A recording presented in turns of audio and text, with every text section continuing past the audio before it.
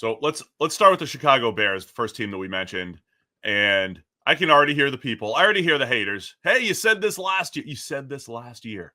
You said, generally, people said that Caleb Williams, as of all the rookie quarterbacks, 6 drafted in the first round, did we say maybe that he was stepping into the best situation? It may have been said, may have even been said on this show that was the case, that it felt like, hey, maybe the offensive line isn't as bad as it looked with Justin Fields. Maybe the fact that they just drafted Rome Odunze to go with DJ Moore and brought in Keenan Allen for a mid-round pick. Yeah, that's not a bad situation for Caleb Williams to step into. Turns out, fired the offensive coordinator, Shane Waldron, halfway through the season. He wasn't, I don't think he was doing a great job there. Keenan Allen's getting a little bit older. Offensive line wasn't as good as we thought. Is it true this year, though? Are the moves that the Bears made this year, is this what is going to get them back on track? Ben Johnson, all the other offensive line moves, and some nice defensive line moves as well. Yeah, I mean, we're predicting the future, right? So we're never going to be batting 1,000 on any of this, but it looks like the moves have been good. I mean, let's start with the Ben Johnson thing. We don't know if Ben Johnson is going to be a good head coach or not, right? Nobody ever knows before you start that process, or before you see the results, whether it's going to work. But it's fair to say that Ben Johnson has basically been the prize for a new head coach for like the last several cycles, right? 2 or 3, he's been the coach that everybody's been kind of targeting and trying to get in the building. And for multiple years now, he said, no, I'm going to stay with Detroit. We've got unfinished business. I love things here. I'm staying with the Lions. And he's pulled himself back from head coaching searches. The Bears were able to get it over the line. Like, the Bears were able to get the prize of the head coaching carousel for the last few off seasons. They were able to convince him to come into this building and be the head coach of the Chicago Bears. So that's a coup, if nothing else. They've gotten the guy who theoretically on paper is the number one option for most teams, even if it doesn't end up working out that way, long term. Again, process wise, it's the right thing. It is a good move, whether or not it ends up paying off for them. Then you're like, well, what has Ben Johnson now got to work with?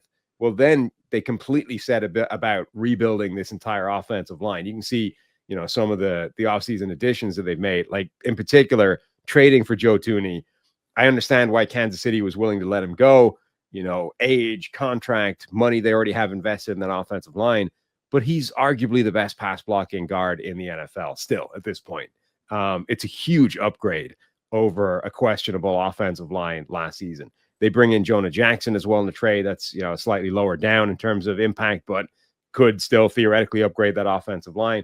Like, they did serious work. Drew Dahlman at center, major work overhauling an offensive line, because Ben Johnson understands the power of an offensive line. Again, from the last few years in Detroit, where they've had a top 2 offensive line kind of over the time he's been there. So immediately you've got huge upgrade at coaching, theoretically, huge upgrade on the offensive line, again, theoretically, while we see how that pans out, each of which support Caleb Williams, the previous investment that it's not exactly like it's failed yet, but hasn't necessarily, like, Caleb Williams didn't hit the ground running the way Jaden Daniels did, but we still think that he has, elite high-end NFL potential. In order to realize that, these are things that need to happen. Yeah, I mean, on paper, a lot of it looks good. I mean, when you talk about the offensive line, having that trio on the interior, including Thuney. I mean, Thuney's still as good as it gets as far as guards go in the NFL. Even though there was some hope that last year's offensive line would be better, I don't think they were great. They're very consistent, especially in pass protection. Obviously, to me, the biggest story for the Bears is the relationship between Caleb Williams and Ben Johnson. When we described Caleb Williams' play last year, inconsistent from week to week, it felt to me like they were telling him, don't make mistakes. He had that interception run, and it kind of coincided with higher sack totals, and it felt like he wasn't playing free and easy. And if Ben Johnson can get that out of him, that would be great. And when I look at teams, I always look at, obviously, the offensive line as a unit. All right, they did a lot there. I look at the receivers. I want to see at least a trio of pass catchers that are difficult for the defense to defend. And I think the Bears, having DJ Moore, Rome Odunze, adding Luther Burden, adding Coulson Loveland to go with Cole Kmet as well. Now they've got some flexibility. You've got some personnel flexibility on that offense. One of the questions would be the running back position. Everybody assumed that they were going to attack. They didn't attack it until round 7 with Kyle Monangai from Rutgers. Walt doesn't make a lot of good points in this in the chat here, but he makes one that I actually like. We have to call out the good ones when Walt makes a good suggestion, right?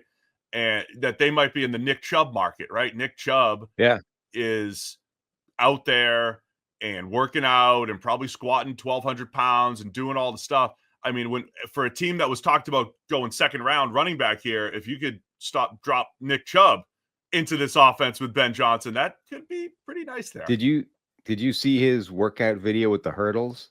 Yeah. Hey guys, just taking a quick break to tell you, hey, just over 50% of you are still unsubscribed to Check the Mic. It helps the channel. It helps to make sure that you don't miss any of our shows. So if you have a chance, hit the subscribe button right now. Yeah. I mean, look, so it's worth saying Nick Chubb did not look like Nick Chubb when he came back last year, right? I mean, I agree. I think Nick Chubb is a potentially very interesting signing for a team this offseason because before that injury, he was up there with Derrick Henry and Saquon Barkley as like best running backs in the NFL. In fact, he would have appeared ahead of Saquon Barkley on most of those lists at that time, such is the way these things work, right? He then gets hurt. Saquon Barkley goes to the Eagles, and suddenly Saquon's the best running back in the NFL. Nick Chubb's just this dude who broke his knee one time. Now, when he came back last year, he just didn't look like the same guy. Didn't have the same level of explosiveness, etc. And maybe that will never come back, right? That happens to NFL running backs. He's at that kind of age anyway, where it would start to become an issue. And that was a devastating knee injury. I mean, that was the kind of injury, like Marcus Lattimore back in the day, where it's like that guy's just never going to be the same after that. So he may never get back to anything like where he was. And I don't know what the relationship is between like on-field explosion and dynamism and workout videos where you're jumping and hitting the ceiling.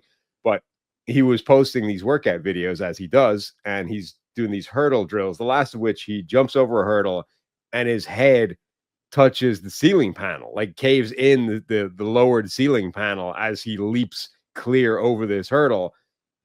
I mean, that's explosiveness I don't have. Let's just put it that way.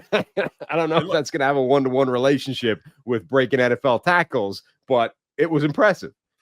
And as I've said before, I'm guilty of maybe underrating the impact that the injury has on a player coming back and maybe only looking at the name. But as of now, if he's healthy and has that explosiveness, that could be a nice fit, to drop him into this offense.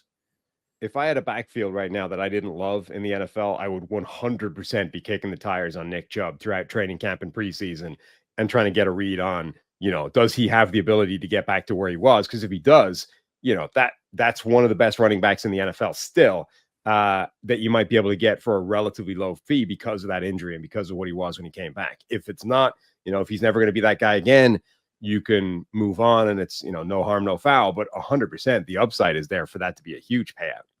The other part of this offseason that feels good, I think, for the Bears is most of their back seven pretty much returning and locked in, and they re-signed Kyler Gordon as their slot corner, but then it's the additions on the defensive line. So the fact that they didn't have to do a whole lot on the back in the back seven, bringing in Dayo Odeyingbo, bringing in Grady Jarrett after he got released by the Falcons, so adding some depth on the defensive line.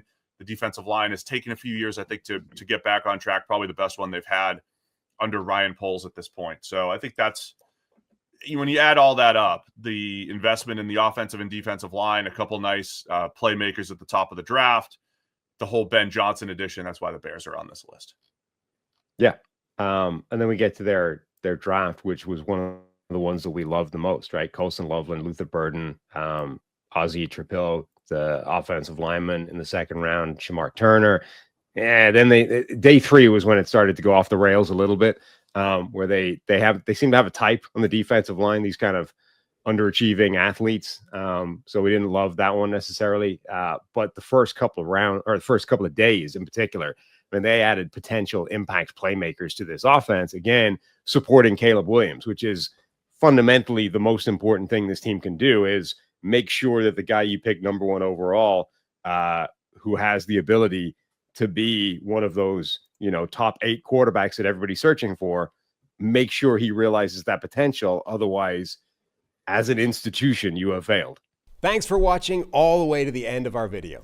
For more great content, click here to subscribe and here to watch another video. We'll see you again soon.